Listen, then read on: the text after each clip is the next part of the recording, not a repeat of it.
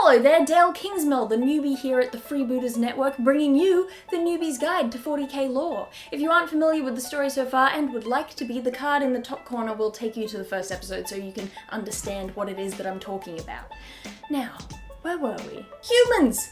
We happen! After a while of humans, there happen to be a bunch of psychic-powered humans, capable of reincarnating themselves through their connection to the warp. These shamans, as we apparently called them, die, go spend some time in the immaterium until they're strong enough for their disembodied souls to get re-embodied, and then they get born again. It's a nifty system. At some point, though, they notice that chaos is getting too powerful for them to deal with, and so they come up with a plan. They all call each other up on their shaman phones and collectively agree to a suicide pact. We're talking thousands of them that all drink the Kool-Aid at once. The big idea being that if all their souls went to the immaterium at the same time, they could focus their energies on all being reincarnated into the one tiny super baby. He who would become the emperor, who I'm sure must have a name somewhere, right, was born very early on in human history, somewhere in Turkey probably, but just keeps on living, basically immortal. Probs because he has like a gajillion psychic person souls in him, you know. Mostly though, for all of our real world history, he doesn't do anything.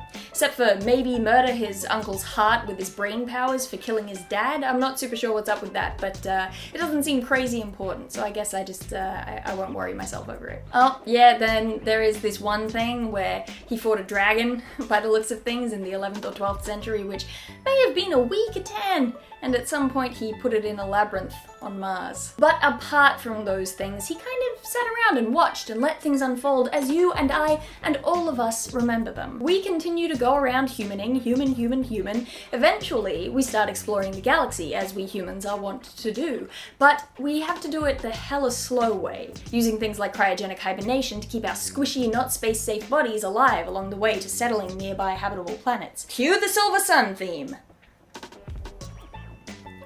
On second thought, that show was Australian, and you probably don't know what that reference really means, so I mean, maybe don't cue the Silver Sun theme after all, but like... All this space travel is meant to happen sometime in the mid to late 3000s, so that's something to look forward to. Then there's a period called the Dark Age of Technology, from the 15th to the 25th millenniums, which is sort of foggy. During this period, we invent the warp drive, so we can finally travel way faster using, you guessed it, the warp. We got more psychics, which is nice, but also we know how well that kind of thing went during the war in heaven. Finally, human colonies cross galaxy can, like, talk and interact with one another again. We've been basically pony expressing it across space more or less up until now, so it really does wonders for our communication. Interstellar commerce and politics and info sharing goes down and we form a unified human government. Yay! On the downside, our sciencey focus leads to the creation of that artificial intelligence that we keep trying to make despite the fact that it scares the pants off of everyone. The Men of Iron. Yeah, goes badly, very bad. Very bad. War. Bad. Thankfully, humanity wins and immediately outlaws AI, because hell no to that ever happening again, but we've landed ourselves in a bit of a jam as humanity enters the Age of Strife. Sounds fun, right? Humans have spread pretty far and wide, and we no longer have the help of our robo-pals to bail us out. And turns out things get worse as we're no longer able to use our quick fix warp travel to get around. Why, you ask? This whole time, the elder, fave kids of the old ones had perfected their tech and got so bored that all they could think to do was, like, murder each other and have sex parties. They sexed up a storm.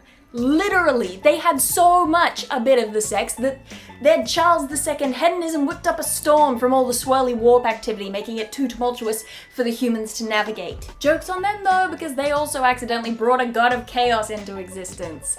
Slaanesh bust a hole into the fabric between the realm of chaos and our material realm as they arrived on the scene, blowing most of the Eldar up and eating a bunch of their gods, leaving a permanent rift torn into reality known as the Eye of Terror.